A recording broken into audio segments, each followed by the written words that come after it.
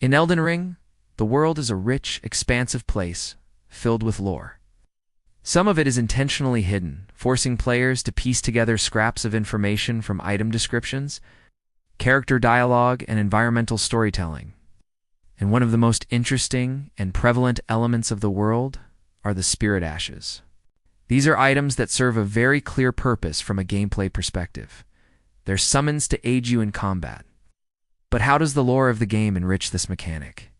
How do the spirits themselves come to be? What is their connection to the Erd Tree? To answer that, let us take a look at a few of the more prominent spirit ashes and see what we can find out about them. First, let's take a look at the Mimic tier. This spirit is said to be a copy of an already existing being, a spectral duplicate born from the user's blood.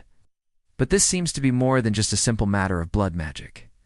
It seems the Mimic tear is actually a fragment of the user's soul, a piece of themselves that has become a physical being.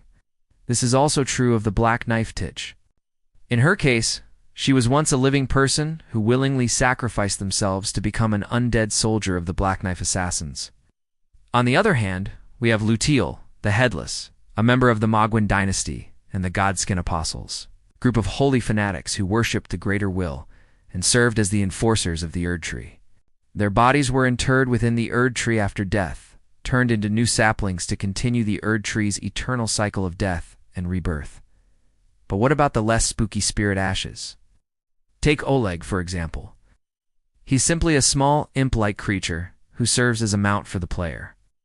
Does he too have a more sinister origin? Well, there's some evidence to support this theory. Oleg is clearly inspired by the ogre from Norse mythology, a creature that often took the form of an old man. But given the context of the other spirit ashes, it's possible that Oleg's past life was actually a much more brutal one.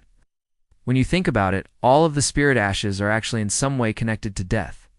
Some willingly embrace it, while others are simply stuck between the mortal realm and the afterlife.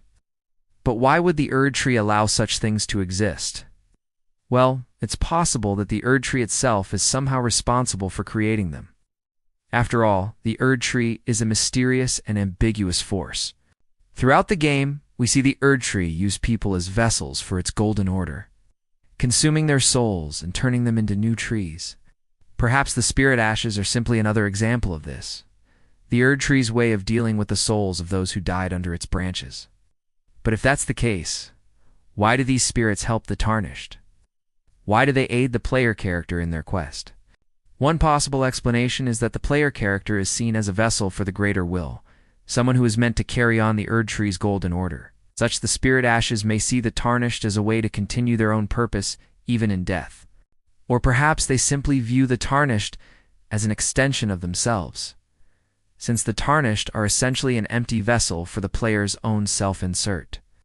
It's up to interpretation, but it's clear that the spirit ashes add another layer of depth to the world of Elden Ring, showing that even death is not the end in this world, but rather a beginning of another form. Of course, I'd love to hear your thoughts on the matter. What are your headcanons regarding the spirit ashes in their past lives? And are there any other Elden Ring lore questions you'd like me to tackle in the future? Let me know in the comments down below. But for now, I'm the host. Until next time, thank you for watching.